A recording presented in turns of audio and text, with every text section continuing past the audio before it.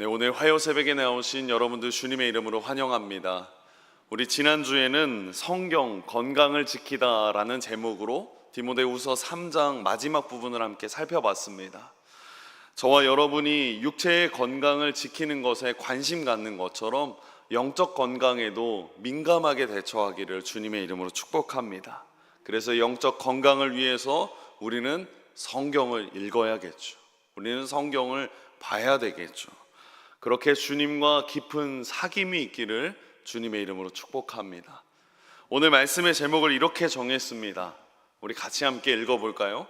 너는 말씀을 전파하라, 항상 힘쓰라. 여러분, 오늘 이 제목은 오늘 말씀의 키워드입니다. 여러분, 이걸 잘 기억하셔서 바울과 같이, 그리고 수많은 믿음의 선배님들과 같은 삶을 사시기를 주님의 이름으로 축복합니다. 제가 4개월 전에 어떤 장례 문자를 받게 되었습니다. 전에 사역하던 곳에서 암투병에 계셨던 권사님 중에 한 분이셨는데 그분의 아내분이 암투병으로 이제 하나님 품에 안기시게 되었습니다. 아내 권사님께서 암투병 끝에 남편 권사님의 문자를 제가 받게 되었죠. 그 권사님은 매일 새벽 예배를 나오셨고 정말 모든 예배에 진심으로 참석하시면서 열심히 세 자녀를 사랑으로 기르셨던 분이셨습니다. 그런데 아내 권사님이 암투병 끝에 하나님 품에 안기시면서 저에게 이제 장례 문자를 보내주셨죠. 그리고 거기서 부천으로 가서 이제 만나게 되었을 때 얘기를 듣게 되었습니다. 항암으로 상태가 좋아지고 있다가 최근에 급격하게 악화되면서 결국에 하나님 품에 안기시게 되었다라는 얘기를 자세하게 듣게 되었습니다. 제가 목회자여서 그런지 모르겠지만 참 이 죽음이라는 것이 결코 멀게 느껴지지 않습니다. 해가 거듭하면 거듭할수록 죽음이라는 것이 정말 가까이 있구나라는 것을 느끼게 됩니다. 여러분은 죽음이 얼마나 가깝게 느껴지십니까? 누군가는 젊고 건강하기에 죽음에 대해서 별로 생각하지 않을 수도 있습니다. 그러나 사실 어느 누구도 그때를 알 수도 없고 그때를 장담할 수도 없습니다. 그러나 우리는 무엇을 알고 있습니까? 부활의 주님을 믿는 사람이지 않습니까? 우리는 죽음 뒤에 무엇이 있는지 아는 그리스도인들입니다. 오늘 본문의 사도 바울은 이 죽음 앞에서 무엇을 보여주는지 정확하게 이렇게 말합니다. 2절 말씀 우리 함께 합독하겠습니다. 너는 말씀을 전파하라, 때를 얻든지 못 얻든지 항상 힘쓰라. 범사의 오래 참음과 가르침으로 경책하며 경계하며 권하라. 제가 이 말씀 오른쪽에 써놨지만 이 바울은 당시에 로마에서 2차 투옥된 상태였습니다. 이때 바울이 디모데에게 무엇을 권면합니까? 너는 말씀을 전파하라. 때를 얻든지 못 얻든지 항상 힘쓰라. 바울은 이 로마에서 2차 투옥한 이후에 목이 잘린 채 순교하게 됩니다. 제가 오늘 이 말씀을 보면서 저는 가장 소중한 영적 원리 하나를 발견하게 되었습니다. 이제 밑에 자막에도 나오겠지만 이렇게 말할 수 있습니다. 진정한 그리스도인들은 죽음을 앞에 두었을 때 두려워하거나 도망가는 것이 아니라 그 죽음 앞에서 오히려 더 담대하게 거침없이 때를 얻든지 못 얻든지 복음을 전한다는 사실입니다. 그리스도인들은 죽음을 두려워하지 않습니다. 오늘 사도 바울이 가지고 있는 이 삶의 태도가 저와 여러분의 삶의 태도가 되기를 소망합니다.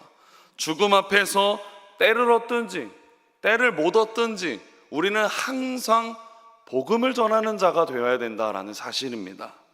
히브리서 9장 27절에 이렇게 말합니다. 한 번 죽는 것은 사람에게 정해진 것이요 그 후에는 심판이 있으리니. 우리는 알고 있습니다. 사람이 죽음 뒤에는 반드시 무엇이 있습니까? 하나님의 심판이 있다라는 사실이죠. 그렇기 때문에 이 죽음 뒤에 심판이 있음을 명확하게 알고 있는 사도 바울은 제가 이제 보여드릴 말씀과 같이 자신의 삶에 있어서 명확한 하나님을 향한 고백과 삶을 살아갔다라는 것입니다. 오늘 본문 말씀으로 볼까요? 1절과 2절 말씀입니다. 하나님 앞과 살아있는 자와 죽은 자를 심판하실 그리스도 예수 앞에서 그가 나타나실 것과 그의 나라를 두고 엄히 명하노니 너는 말씀을 전파하라. 때를 얻든지 못 얻든지 항상 힘쓰라. 여러분, 이 맥락을 반드시 기억하셔야 됩니다.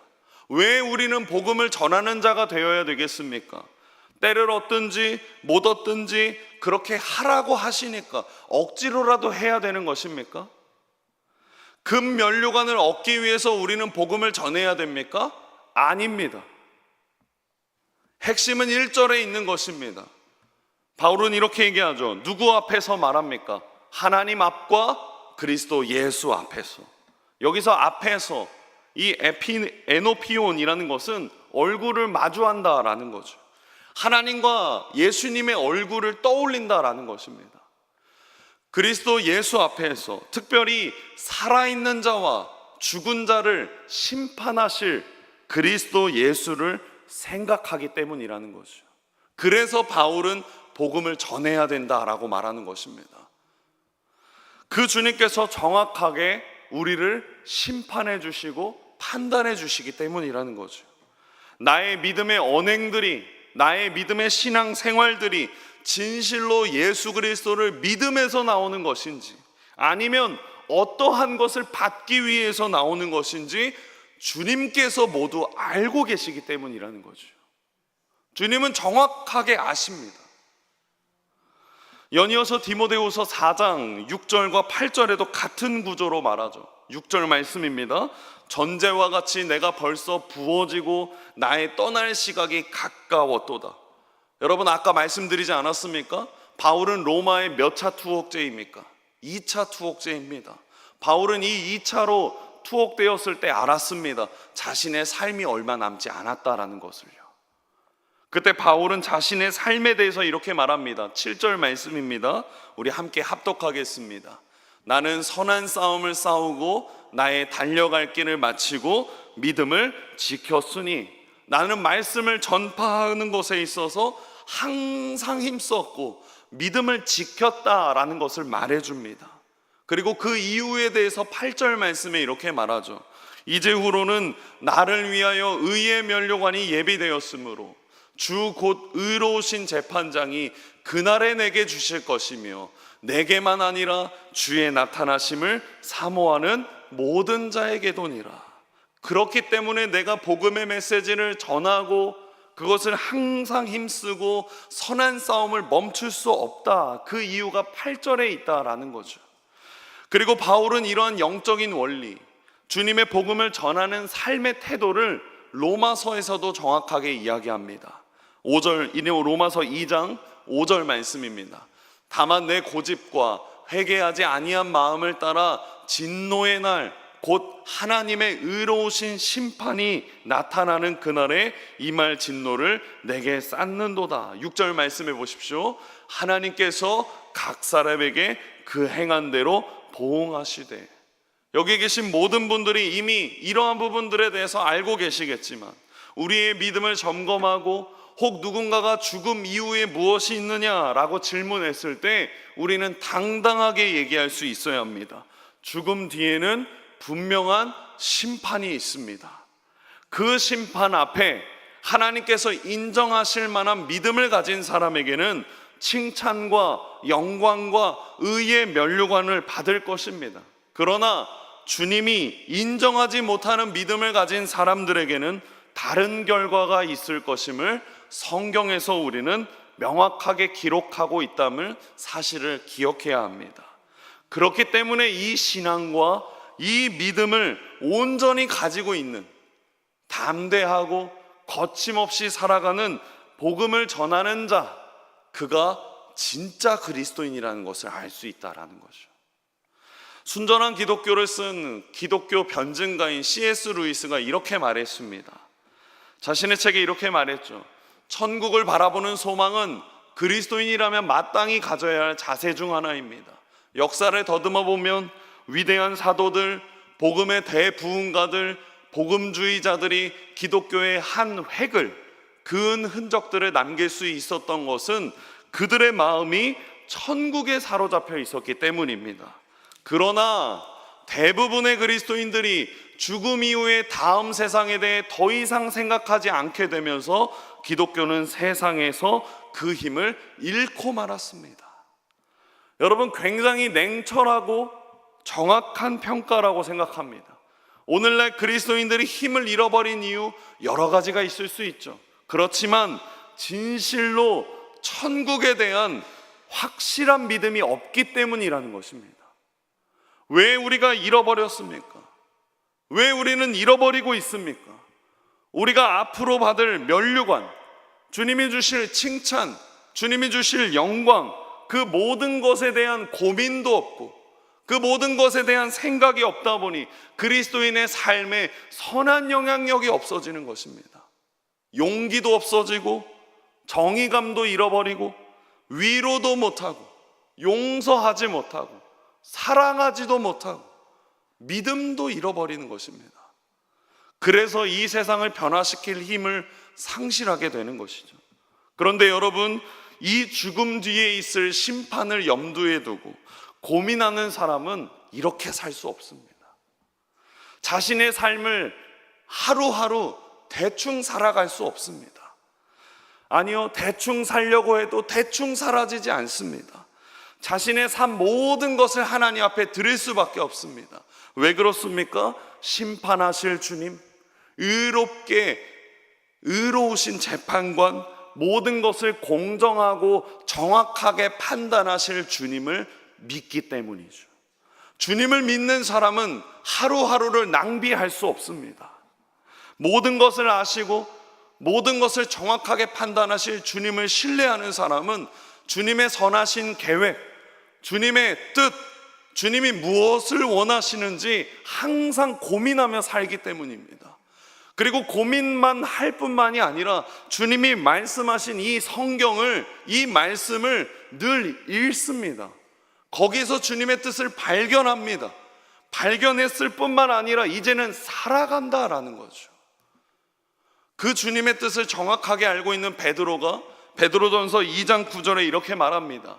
그러나 너희는 택하신 족속이요 왕 같은 제사장들이요 거룩한 나라요 그의 소유가 된 백성이니 이는 너희를 어두운 데서 불러내어 그의 기이한 빛에 들어가게 하시니에 아름다운 덕을 선포하게 하려 하심이라. 우리는 선택받은 족속이고 우리는 왕 같은 제사장들이고 우리는 아름다운 거룩한 나라고 주님의 소유가 된 백성들입니다. 그렇다면 왜 주님께서 우리를 이렇게 세워주셨는지 그 뒷부분에 이렇게 얘기하죠. 어두운 데서 불러내어 그의 기이한 빛에 들어가게 하시니에 무슨 덕을 선포하게 하려 하십니까? 아름다운 덕을, 아름다운 덕. 이것을 요약하면 무엇입니까? 예수 그리스도이시죠. 예수님을 전해야 됩니다. 우리는 예수님을 전해야 되는 삶을 주님께서 말씀하신다라는 거죠. 주님은 우리의 삶을 통해서 주님을, 예수 그리스도의 아름다운 덕을, 예수 그리스도의 복음을 전했는지를 물어보고 계신다라는 거죠. 우리는 삶으로 주님의 사랑을 전하고 있습니까? 여러분, 우리는 삶 속에서 주님을 향한 믿음을 간절히 드러내고 있습니까? 여러분, 우리는 우리의 삶에서 주님의 향기가 묻어나고 있습니까? 이것이 주님이 말씀하시는 주님의 계획이요 주님의 마음입니다. 복음을 전하는 것, 예수 그리스도를 전하는 것, 다시 말해서 주님의 사랑을 전하는 것이요, 주님이 우리에게 원하는 삶은 전도하는 삶입니다. 혹자는 이렇게 말할 수 있죠. 목사님, 저는 전도 못합니다. 아니요, 여러분, 전도는요 내가 무엇을 말해서가 아닙니다. 물론 말해서 될 수도 있죠. 그렇지만 우리의 삶에서 드러나야 합니다. 아무리 우리가 말하는 것보다 보여주는 것이 더 낫지 않겠습니까? 베드로전서에서 이렇게 말합니다. 베드로전서 3장 15절 16절 말씀이죠. 너희 마음에 그리스도를 주로 삼아 거룩하게 하고 너희 속에 있는 소망에 관한 이유를 묻는 자에게는 대답할 것을 항상 준비하되. 온유와 두려움으로 하고 선한 양심을 가지라. 복음을 전하기 위해서 우리는 반드시 온유함, 그리고 두려움, 무엇보다 존중하는 두려움, 선한 양심, 선한 행동이 동반되어야 된다라는 것입니다. 여러분, 이러한 하나님의 뜻, 이러한 복음을 전해야 되는 삶, 그것을 가장 완벽하게 하신 분이 예수님이시지 않습니까? 예수님께서는 복음을 전하는 삶에 온유함으로 다가가셨습니다. 모든 것에 있어서 항상 하나님을 두려움 앞에, 존중하는 두려움 앞에 나아가셨고 선한 양심과 선한 행동으로 보여주셨습니다. 그리고 오늘 사도 바울은 그 주님을 만나면서 모든 것이 변화된 사람이었죠. 그러니 그의 말에도, 그의 생각에도, 그의 가치관에도, 그의 삶의 중심의 모든 것이 예수님을 닮았습니다. 오늘날 우리도 마찬가지이죠. 우리의 삶이 다하는 그날까지 예수님을 전하는, 복음을 전하는 예수님의 사람이 되시길 바랍니다. 주님이 우리를 붙들어 주시고 오늘 기도할 때도 주님, 오늘 하루 때를 얻든지 못 얻든지 주님을 증거하는 전도자가 되겠습니다. 주님을 드러나는 내가 되게 해달라고 기도하시기를 축복합니다. 말씀을 맺겠습니다. 여러분의 삶에 어려움들이 많이 있을 것입니다. 그러나 그 어려움 속에서도 주님으로 인한 믿음과 은혜의 흔적들을 발견하시길 소망합니다. 여러분, 천국은 분명히 있습니다. 하나님 분명히 살아계시고 우리 주님은 우리 영혼을 소생시키실 분이십니다. 그렇기 때문에 우리가 죽음이라는 이 주제 앞에서 추상적으로 그냥 먼 일처럼 생각하는 것이 아니라 명확하게 살아있는 개념이 되기를 바랍니다. 죽음, 심판, 그리고 우리에게 주어질 천국, 이것이 명확한 사실이 되어서 우리의 삶에 명확하고 거침없이 담대하게 때를 얻든지 못 얻든지 우리는 항상 주님의 나라를 전하는 사람, 주님의 뜻을 전하는 사람, 주님의 선하신 계획을 닮아가는 사람이 되기를 축복합니다. 누군가는 오늘 이 시간에도 하나님 앞에 부르심을 받습니다. 그들에게는 너무나 간절한 오늘 하루, 우리는 그들이 살지 못하는 하루를 살고 있습니다.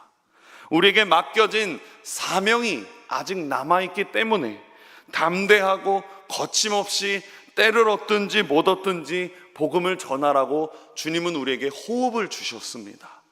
그런데 우리가 그 삶을 가지고 오늘 하루 대충 살아가고 이 땅이 전부인 듯 욕심 부리고 세상 사람들보다 더 어리석은 삶을 살아간다면 우리는 심판의 날에, 주님을 만나는 그날에 너무나도 부끄러울 것입니다. 오늘 이 여러 번 반복되는 영적 원리를 보시길 축복합니다. 우리는 언제 어디서나 때를 얻든지 못 얻든지 주님의 복음을 전해야 함을, 주님을 드러내는 삶이 되기를, 은혜의 통로가 되기를 주님의 이름으로 축복합니다. 기도하겠습니다. 사랑의 주님, 감사합니다. 언제나 우리와 동행하심에 감사합니다. 주님의 나라를 세워갈 때, 주님의 말씀을 전파하기 위해 항상 힘쓸 때 도와주심에 너무나도 감사합니다. 때로는 죄에 넘어지고 무너지는 우리를 용서해 주시고 다시금 일어설 때 주님께서 우리의 마음에 용기를 주시고 손과 발을 잡아주셔서 주님만 의지하는 우리가 되게 해 주시옵소서. 특별히 몸과 마음이 아픈 환우들을 붙잡아 주셔서 주님의 치료의 손길이 동행하사 깨끗하게 낫는 역사가 일어나게 하시고 그들을 위해 끊임없이 중보하게 하시며 훗날 그들이 치료되었을 때 오직 하나님께만 영광 돌리도록 도와주시옵소서. 예수님의 이름으로 기도드립니다. 아멘.